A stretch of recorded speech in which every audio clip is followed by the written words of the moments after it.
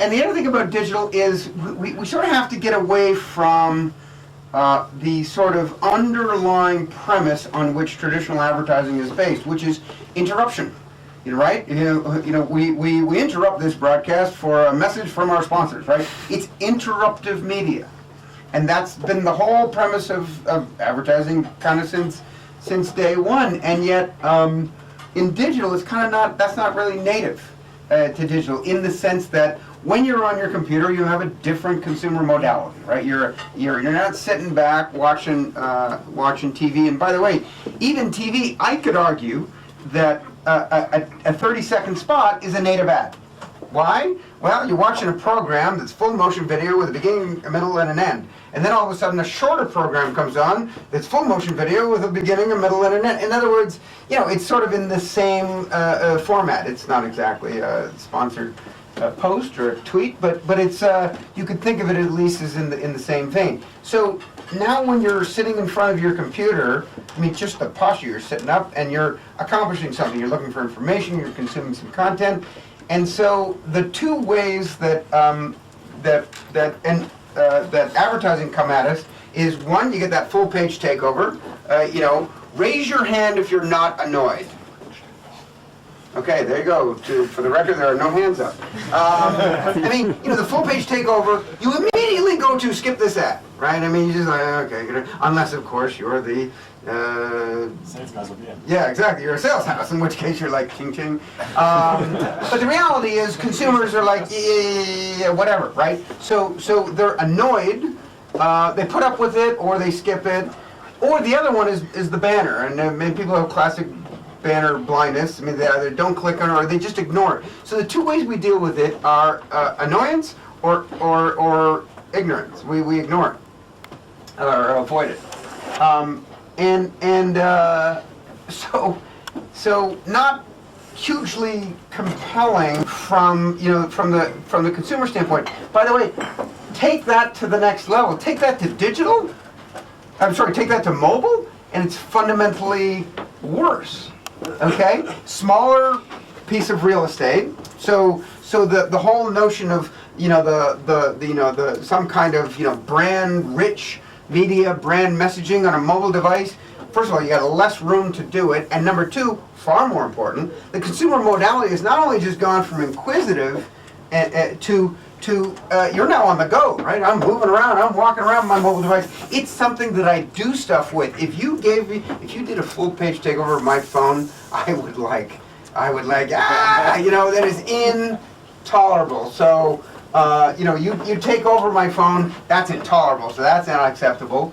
And, messaging this is my facilitation device. And so the messages here is in mobile. One of the reasons why we've seen, there's a line that says, traditional dollars to digital dimes to mobile pennies. The monetization is less because people are still focused on impression-based media. It's not going to work in mobile. Mobile is an amazing fulfillment device. Just look at the conversion stats, and from a mobile search, the percentages of people that take action, connect, do something, and then make a purchase is a far, far, far vastly more efficient funnel than online, because you basically double up your opportunity to convert. You can convert online, and you can convert offline two ways: phone call or just walk into a store. And by the way, how many commerce purchases do you make in any form without your phone being within reaching distance of you? And the answer is none. You always have your phone with you. You walk into stores with your phone, making online purchases, you always have your phone with you. So it's becoming this great conversion device, which means that the media or ad, I don't even call it ad, I call it marketing opportunity. The marketing opportunity in a mobile context is different. And we probably still need to learn the formats. We still need to learn the interaction to see what works best.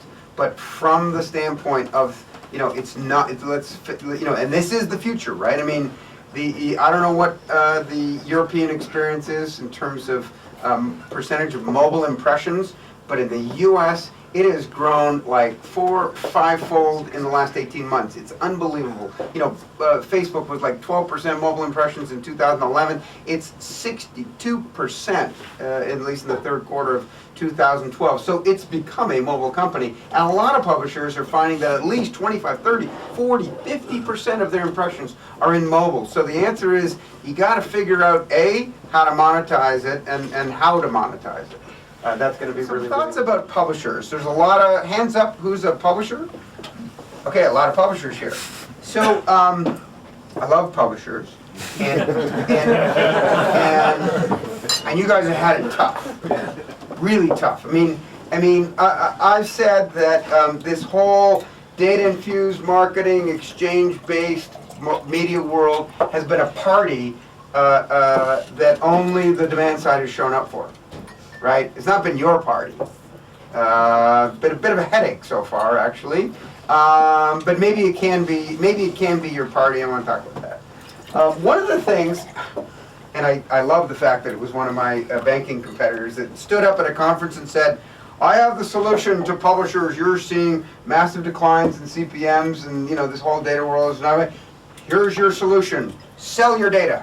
Sell your data. It's an alternative revenue source for you. You're selling media, you're selling data. It's all just monetizing your audience. I was sitting there listening to this knucklehead and thinking, really?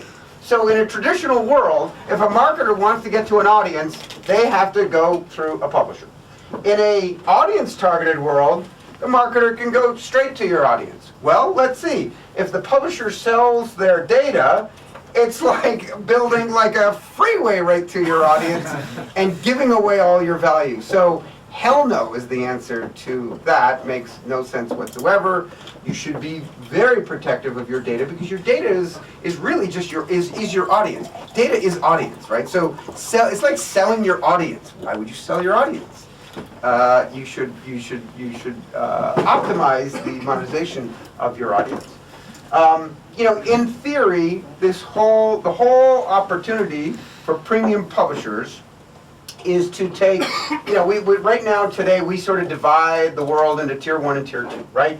And it's basically on the basis of the channel. So whatever your sales force sells, we'll call that tier 1. That's premium. Everything else, well, we'll just call tier 2. And let's face it, 7 years ago, that didn't get monetized at all, or it was house ads, or you know anything was. When ad networks came along in the 2000s, I mean their value proposition could have been ad networks, better than nothing, right? Because they basically took your stuff that you weren't monetizing anyways and get something for it, and people said, all right, well, fine, as long as we don't create channel conflict, and our advertisers feel like they can just flee there instead of taking a call from my sales guy, that's okay. That obviously doesn't work particularly well. The whole opportunity is that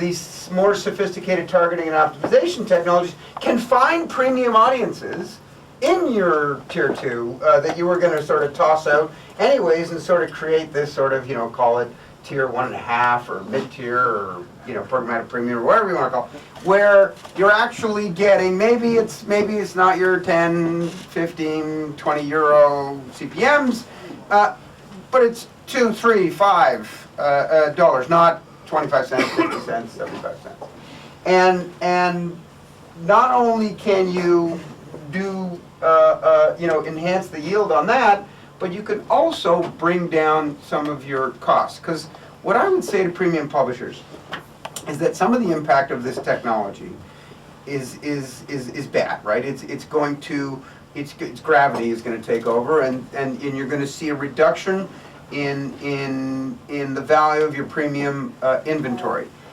That premium publishers should treat as exogenous. You can't really do a lot about it. So you control what you can.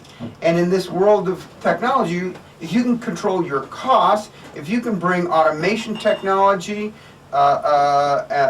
sales optimization technology to your sales force. Don't get rid of your sales force. Those guys are awesome. It's all the guys behind them, all the fulfillment guys. Look at all the freaking costs associated with the sale. Not just the commission to the salesperson, but rather all that other stuff. If you can automate that better, control your costs, then you can get back to that good old-fashioned profit that you so nicely enjoyed years ago. So two things. One, enhance monetization from some of this stuff in a way, in a manner that doesn't create channel conflict, because you cannot lose that tier 1 sale. And then secondly, reduce the cost of tier 1 sales and create a tier 1.5. If you think about the tiers from an inventory perspective, you got a small, you hand sell sort of, premium sponsorships. You get a lot of money for that, and obviously, it's inversely proportional. But if you look at revenue, you're making all your money up here. So if you can, lower costs, and you do absolutely want to focus on optimizing the economics of your tier 1 business. So any of these guys that say, oh yeah, tier 2 is going to be your future, no. You want to optimize tier 2, but really focus on your tier 1.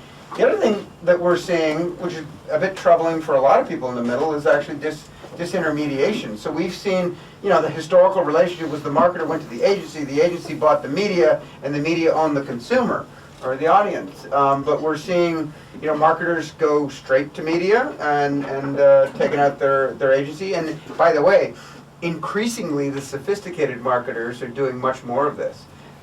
Some of the biggest and most sophisticated marketers in the US have their own trading desks now. They're doing it, obviously they did it in search, they're doing it in display. So this is an interesting trend, not too good for the agency folks. And some, like Facebook, are actually disintermediating the publisher, right? With their aggregation models and going straight to the consumer, and Google's trying to do that a little bit themselves.